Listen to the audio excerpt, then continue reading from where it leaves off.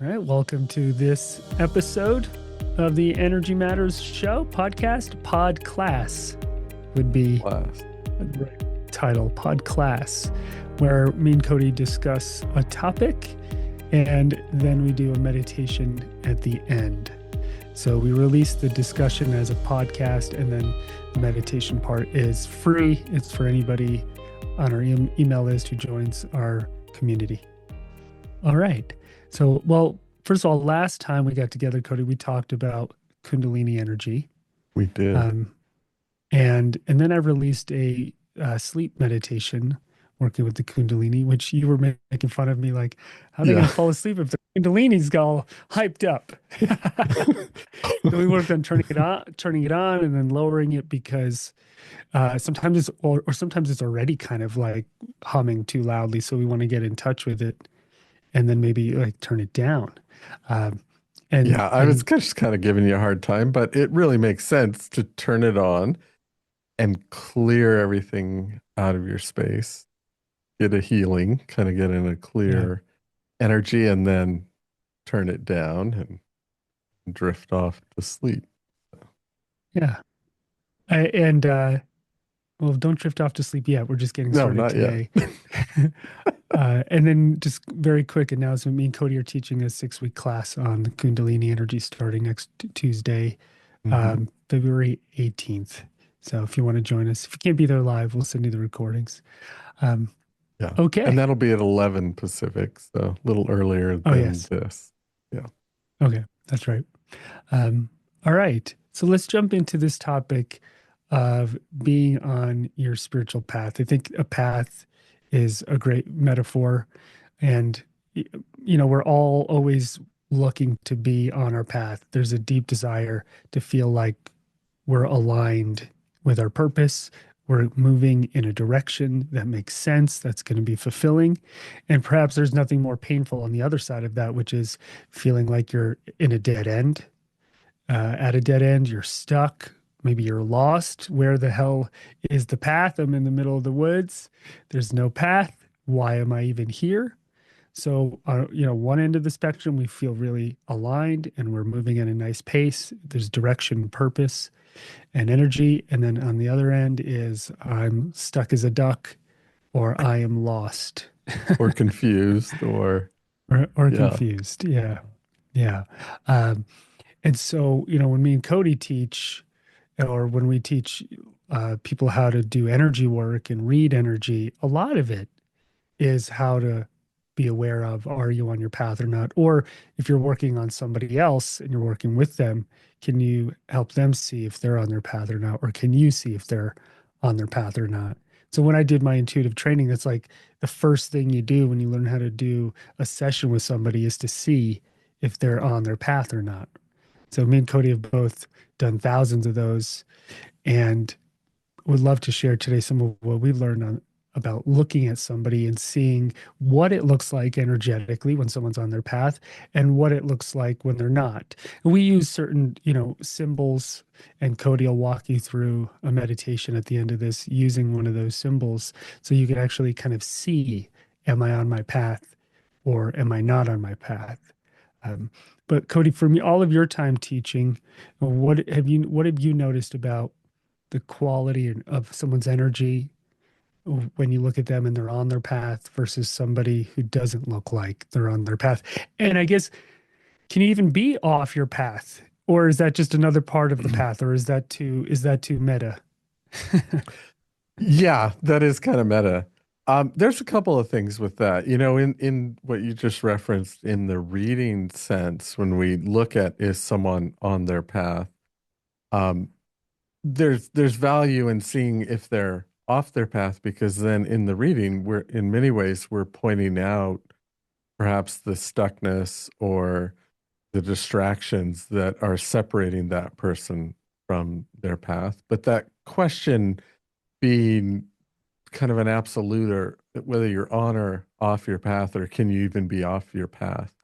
I think it maybe comes down more to whether you're aligned with maybe that higher self or aligned spiritually, and then everything becomes a lesson towards your path, towards moving forward in a sense where you're growing, where a lot of times the frustration of feeling stuck and being stuck is you also realize maybe you're not optimally growing at that point. You're kind of spinning in an energy or in some cul-de-sac of life, and you don't feel like you're moving forward.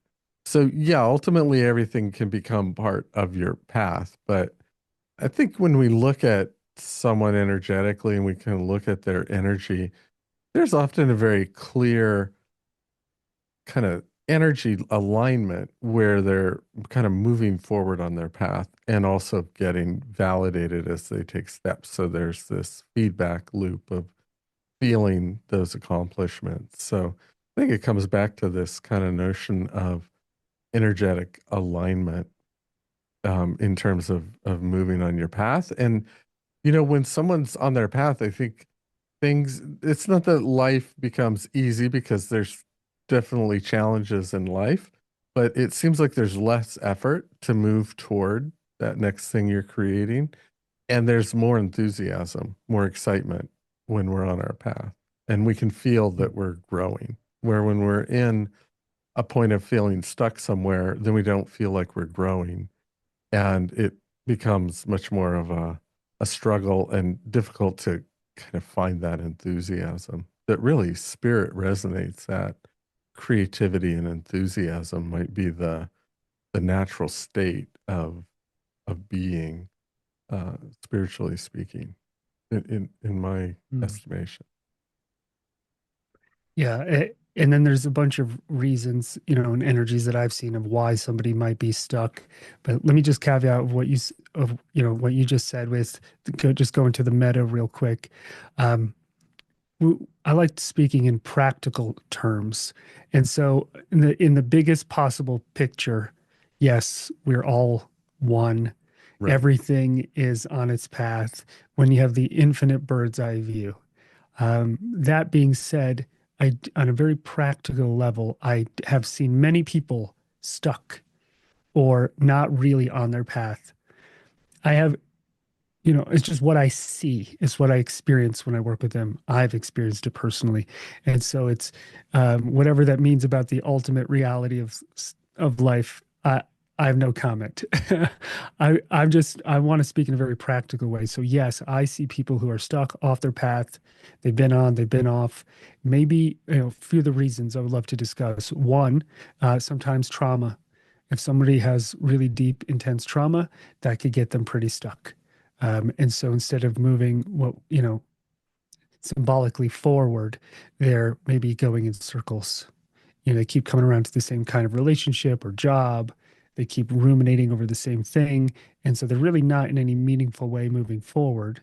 They're just going in circles or stuck in one spot. Right. And that can take a lot of different forms. Something else might be another reason we might be stuck not on our path is if we're living somebody else's life, which is, all right, I've taken this job because I thought my parents wanted me to, or I got in this relationship because that person checked all the boxes, right? Or I'm doing this spiritual practice because isn't that what you're supposed to do? Chant at 5 a.m. every day. I had a friend visiting me, Cody, and they were getting up every morning at like 5 a.m. and chanting. And I was like, that is early to do chanting in my house. I am not that early of a Oh, they riser every were day. chanting loud enough to wake you up as well. Hotel David over here in Boulder.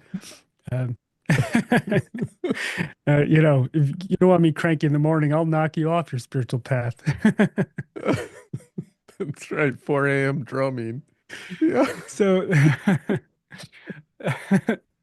there's this great story. There's this movie called, oh my God, Supermensch with it's about Mike Myers, the actor. It's about his agent. And he tells this story where he hosted the Dalai Lama. I've told this once before. You got to see the movie. It's great. And he spends weeks learning how to make yak tea because he thinks the Dalai Lama is going to like it because he's from Tibet. And so it's like 4:35 a.m. The guy, Dalai Lama, is at his house in Maui. And amazing, get the Dalai Lama to stay at your house. That's pretty cool. And anyway, he goes into the Dalai Lama's room, and there he is brushing his teeth, and he's got this yak tea with him. And he goes, I made you some yak tea. I don't know if he said Mr. Lama or how you refer to him, Your Holiness. Probably don't want to call someone a lama. And Yo, lava. and and the Dalai Lama was like, "What is that smell? Oh, yak tea. Oh, this is why I left Tibet." And he was like all deflated. Oh, I spent weeks trying to figure this yak tea out. That'd be fun at 4:30 a.m. having a good laugh with the Dalai Lama. I digressed. So we get stuck because we might be living somebody else's expectations or lives. We all know these things, but in meditation, we can actually learn how to see it. And I think that's kind of hopefully the insight that me and you offer as teachers, and hopefully some of that today in meditation, but that you can learn how to see it. Now, sometimes when we see things, they come in the form of an image, right? Like you might actually be meditating, ask the question like, am I on my path? And you might see a picture of you sitting in a cul-de-sac or stuck in a well or alone, lost in a forest without a path. And those are symbolic images of the energy that you're in. Or it might be you on a path and it might be clear, or maybe there's an obstacle on it. And so there's something there for you to look at and work on. So you can, and you could be partially on your path or really, really off your path or really, really on your path. I don't think it's binary, right? So somebody can be kind of on their path, but they look kind of stuck. So for me, as someone who's worked on this topic a lot with students, I've seen the whole spectrum. It's like saying, are you healthy? Well, relatively, I could be healthier or I could be in really poor health. So it's not binary. It's a living, breathing thing Yeah. being on your path. And you can only really be on your path in this moment or not. I think that Am I on my seeing path, it, Cody? I think seeing it is an important aspect of it because we can be on our path and be in doubt about whether we're on our path. We can't really see and energetically kind of sense and feel that we're aligned because there will be things that come up that may feel like a distraction or they feel like a block. But in many ways, perhaps being on our path is this overcoming and feeling growth happening in ourselves. So, like you were mentioning earlier, trauma, we keep spinning back around to the same thing and not really feeling like we're overcoming it or getting through it. Then it might feel like we're not on our path. So, through seeing it, we kind of get validation. We get signals that, yeah, I'm moving in the right direction and I'm moving forward instead of feeling stuck. So, to me, that seeing is an important component. Not that we could articulate Yeah. the whole thing. Like it's not we could write a book about it. It's that we can see that vision of us moving forward and feel that energy align with it. Remember when we taught the retreat together this past year in Boulder? We did that Friday night, kind of open to the public class. And Hmm. if you weren't there, you missed it. Cody was really funny, and I was. David David held his own too, you know. he's in the corner crying. Um, I told this story that I've told once or twice before, but I was doing a session many, many years ago in Hawaii with a woman, and I asked her if her husband had passed away, and she said, "Yeah, he did." And then I said, "This is a really odd question, but did you two have an agreement to die together?" And she said, "That's crazy you say that because we actually had a verbal agreement that we would die together. We would leave this planet at the same time." And I said, "Well, you look really, really stuck. And from what I could tell, the reason you're stuck is you made an agreement with him, with his soul, that you move on together, and you didn't. He moved on and you stayed. So you're stuck. And now you have to make a decision. Do you want to die and go be with him? Or do you want to stick around on this planet for a while longer and live and have whatever human experience you're here to have?" And I was asking the question genuinely. and I just gave her some space and she sat there with it and she said, I want to change that agreement and I would like to continue living this life and move forward. And at that point, I could see almost like a big gray cloud. Sometimes I'll see things in color in that way. And it's like a big gray cloud just came off of her and her energy shifted. And to me, that was a very clear example of someone getting stuck and then getting back on their path. And it was very healing for her to just acknowledge that. I'm sure there was some guilt and remorse and just sadness of, you know, losing her partner and then deciding I'm going to stay. Obviously, there's a lot of deep emotion there. Um, and at the same time, she had to make a conscious decision about what direction she wanted to go. So part of aligning and being on our path is making a choice. If you don't make a choice, that's a choice, but that choice might be to stay stuck or to stay where you are. So you might get some kind of analysis paralysis, or you get frozen in fear. If I move forward, it could be dangerous, or I'll make the wrong decision. And that in and of itself becomes a decision. So I have seen people in real time make a decision and then their energy shifts. But I've also seen people in real time, I'm sure you have too, Cody, make a decision and nothing shifts because they do it from just like an intellectual place. Like, oh, David thinks I should make a decision, so I will, or this is what people think I should do, or they're in the wrong part, energetic part of themselves. It's just a thought versus something that comes from their spirit that's deep, that has intentionality and consciousness. And so that is a caveat there. Like she made a very deep decision to not die at that moment and continue living. And that's when I saw her path shift. And I'm sure you have many, Yeah, that's a very cases of, dramatic um moment, but yeah. but that is one of the things that can keep us from being aligned with our past, our with our path, are things like past agreements or obligations. I've also seen people where you communicate something like that, where this agreement really isn't fully aligned with their path, and they decide not to change it. That they decide that what they get from it and the obligations of it are worth kind of being with that for a while longer. So there's also no judgment around, are you on your path or not? Because maybe that person ultimately works through whatever they have in those agreements, and it becomes part of their path to learn that. So it really is kind of a thing where with greater awareness we can make those decisions, and maybe in some ways even that person who decided not to change anything, just with having awareness about it and making an actual decision, realigned with an aspect of their path in some way that before wasn't, they weren't able to really have and grow in because they were in indecision. So in a lot of ways, coming to some level of clarity and making a decision starts to move us along our path, where being indecisive or just letting it be without putting our energy into it, then how are we growing on that path? We're just waiting for something to change. So being on our path is kind of getting out of uh, maybe an energy of waiting for something out there, but deciding to move our energy in a direction.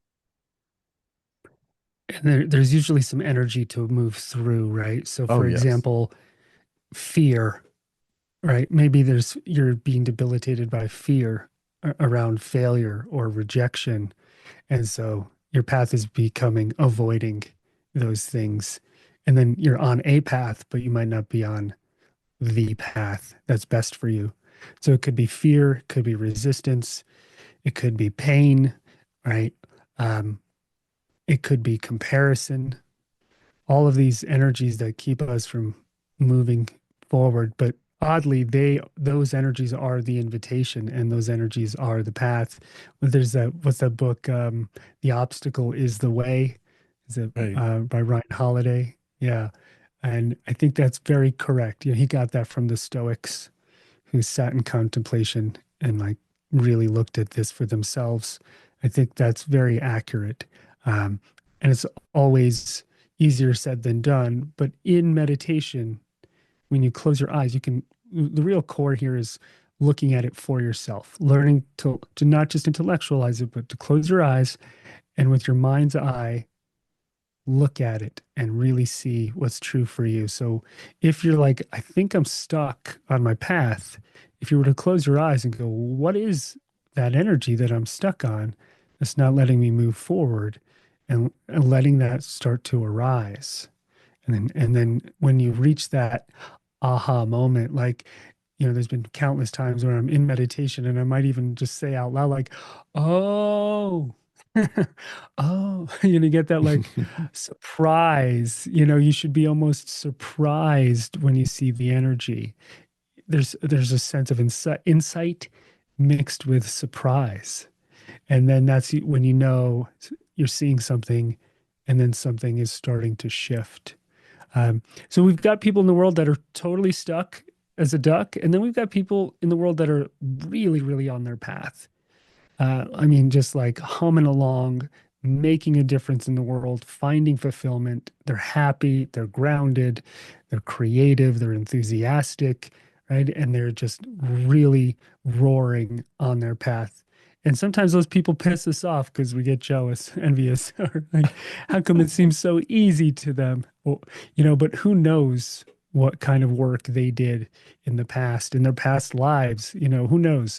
They they maybe they've gotten to a place where they've refined so much of themselves that they're able to really sense, feel, see, hear in an intuitive way. And so that the other core here is really understanding and sensing your own intuition, that inner guidance system that's going to help you on that path, right? For obviously, me and Cody, as we teach, a lot of that is learning to see from the mind's eye. A lot of people will try to feel through their gut, like, all right, is this the way? But I think much more useful is maybe feeling through the heart and seeing through the mind's eye. And that takes a level of skill that comes from practice, from meditating. It's not just an overnight thing. And we don't want to rely on one vision we had one time in one meditation. I've seen that too. In 1987, I had a vision and I've spent 38 years trying to fulfill it. I was like, all right, but that vision went out of date in like 1992. And that doesn't look like it's true for you anymore. So, Yeah, there so is an it, aspect of being on your path that is present time because we grow and change and things change. There's also sometimes a picture. I've worked with a guy who really was at a phase change in life. He had been out in the world and been very successful, and he kind of sold his tech company and this kind of thing. And then he was feeling very lost. But in order to kind of find his path, he still had this picture that it had to be some big, grandiose thing that was going to have impact and influence out in the world versus being on the path, being an internal alignment that then brings things to you in the world, brings opportunity, and you pursue that. So he had a really hard time. And I spoke to him over the course of a few years, and he really struggled with finding, quote unquote, his next step, his path, because there was this big picture about what that had to be versus an inner picture of an alignment that allows you to be connected with your energy in a way where you pursue your interest and you pursue where your spirit's kind of taking you, not finding the right picture that's going to have, a big impact in the world. When you're on your path in that inner aligned way, you have the impact that you're here to have. You bring to the world the thing you're here to bring. And it doesn't have to match someone else's picture about what's important in the world. It aligns with what is important to you as maybe a healer or a creator or whatever it is. And it kind of comes from within you, or it's guided by that. And then whatever impact it has, it has. reminds me of remember when David Letterman, the late show host, Tonight Show host, he retired, and Yeah. then like however long later, 6 months, year later, he shows up with a huge Santa Claus Oh, beard, yeah. and everyone was like, "Oh, that's not who you are. You spent 30 years entertaining us with a shaved face and a certain demeanor in a fancy suit, you know." And he was like, "Yeah, fuck it, I'm different now." uh, and it was cool to just watch him go, no, I'm taking a different form. And imagine all, the expectations of millions of people go and stay, A keep dancing certain the way you way. want. Yeah, Yeah. we want you to dance that way on. And he's like, no, I don't want to. And I always found that an interesting lesson. And then the way he created change, I remember he did a show where he did just like one episode every week instead of 5 nights a week where he's crunching it out. So his energy had changed, his phase of life had changed. So we all go through that. Um, on an energetic level, how do we find out, when we want to close our eyes and see, how do we find out if we're on our path or not? So there's the seeing from the mind's eye, and then there's also we could say like the connection to our higher self. And the way I think of that is like, when if you ever go to the ocean and you see it's like sunset and you see the reflection of the sun on the water and it looks like it's a direct path right to you, and no matter where you move it follows you, and it's the sun shining off the water and it always looks like it's going right to you, and everybody standing on the shore, 10 people or 10,000, they see the exact same thing for themselves, a line of light from the sun directly to them on the water.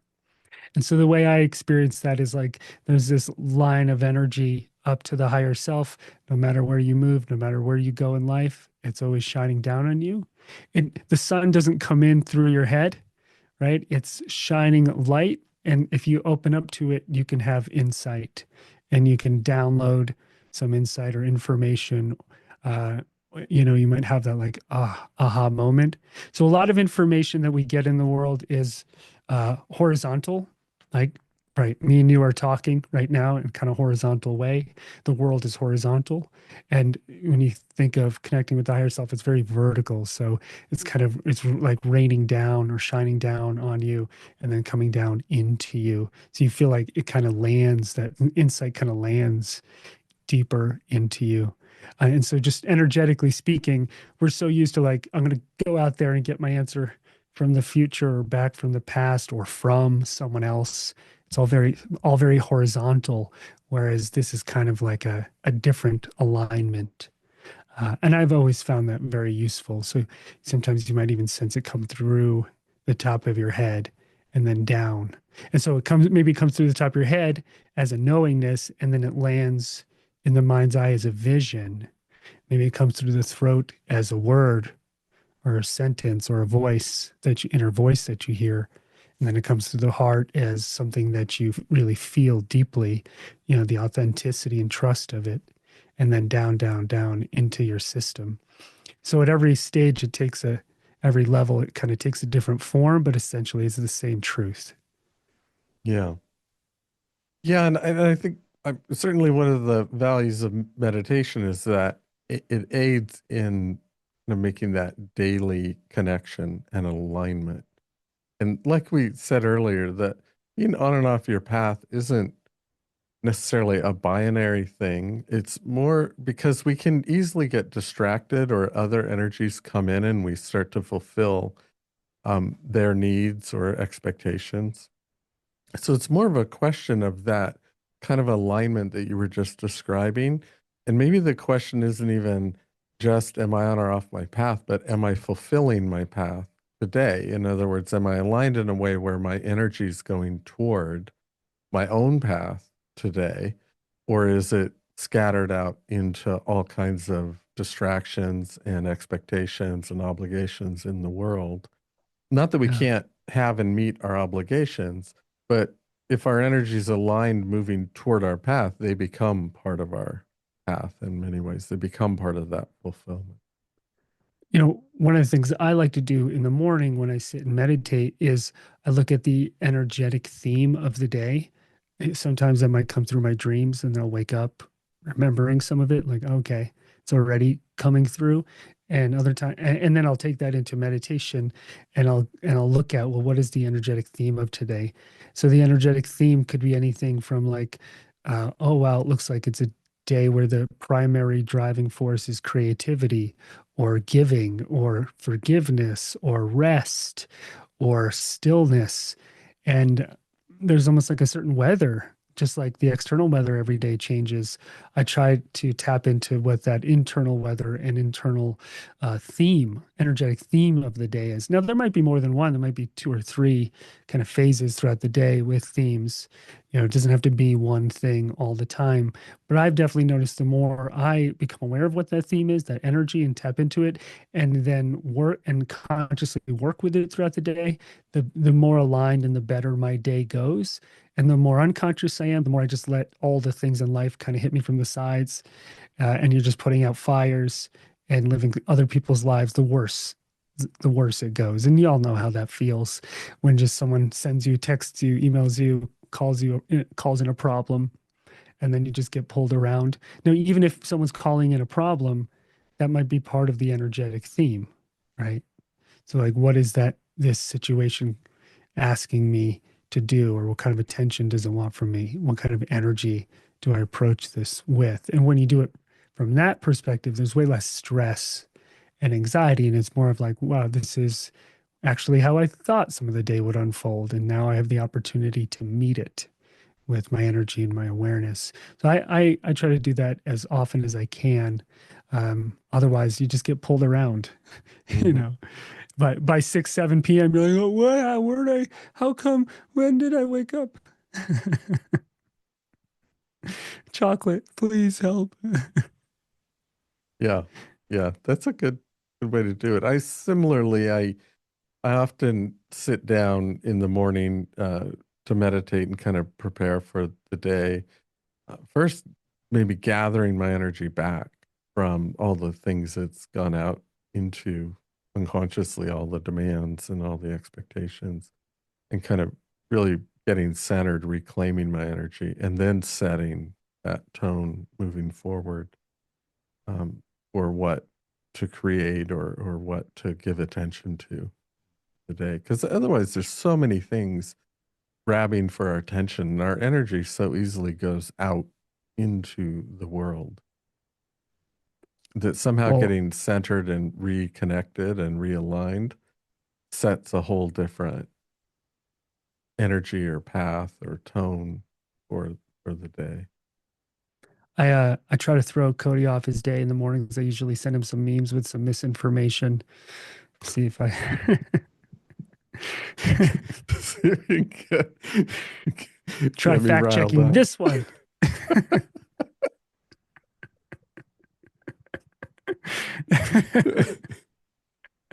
If only that Un weren't true, David. Yeah, I think there's one last thing I want to address with this, and then I would love for us to go into a meditation with you, which is, there's an energy I see out there. We live in such a materialistic world. And so there's this almost skeptical energy of like, there is no path, there's no such thing. You're just evolution moving through its machinations, and you have no free will, and you're just your impulses, chasing desire and avoiding pleasure. And, even in that kind of view of the world, even in that structure and system of the world, it's still a path. That is a path you can walk. That's what I am. And oddly, you end up coming to the same place. So it doesn't even matter because you can still make all the same decisions and do all the same things and bring in lots of energy and awareness and insight and end up in the same place. So whenever somebody has that point of view, I notice that it doesn't even matter. And a lot of it is semantical, and that's just how they see the world. But even if that was the case, you can still live your life in this amazing way. And the ultimate truth of is that we don't know, right, of what the great mystery is.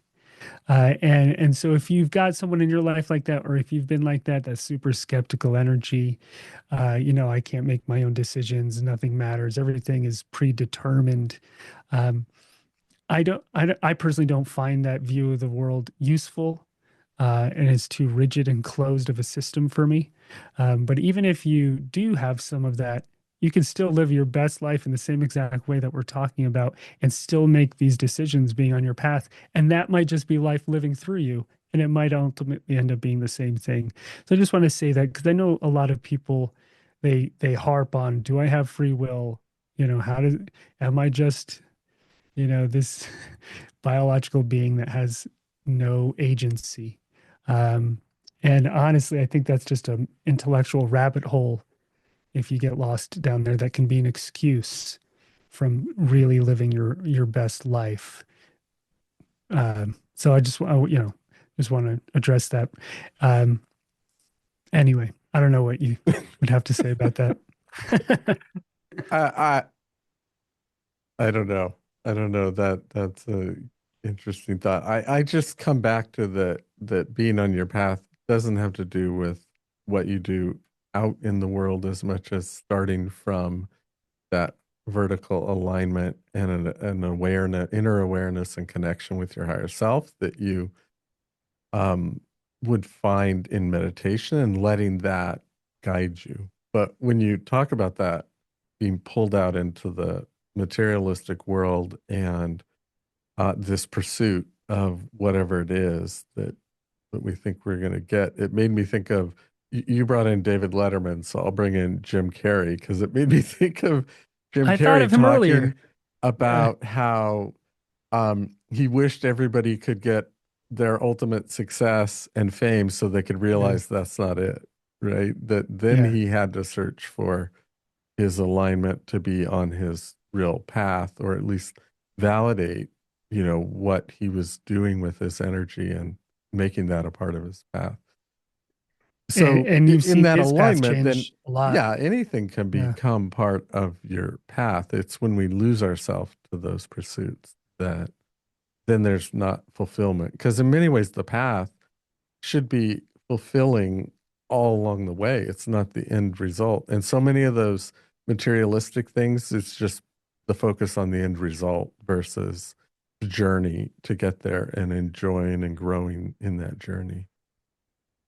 yeah. So you're not And going to get something at the yeah, end. There's no prize. It's not a box of Cracker Jacks. No prize at the bottom. you might get a beard. You might end up with a big beard. Might end up with a big beard. There's this quote I love. If you don't know where you're going, any path will take you there. So Yeah. that's why I like meditating on this and taking a look. Where am I going? And why am I going there? Yeah. Yeah. I think one of the biggest things ultimately about this with this interconnection is it is really subjective. It is yours to discover what your path is and decide that you're moving in that direction with your energy and that you're growing in that process. So kind of being able to recognize your own path and separate it from all of the paths that have been put into you that you should do this or you should be like this or this should be the important thing. That Mm, seems to cloud the whole imagery of, well, where is my path? And I have, 10,000 other inputs that all mhm. contradict each other ultimately. Yeah. And then you just end up with a beard, And then with a big beard, not yeah. knowing where to go. Like just living out in the countryside all alone, skeptical of the government. Ah. I don't know if you Just, need a yeah. beard for that.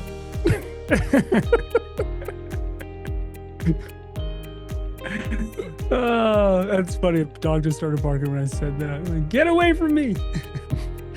No one come near me ever again. Uh,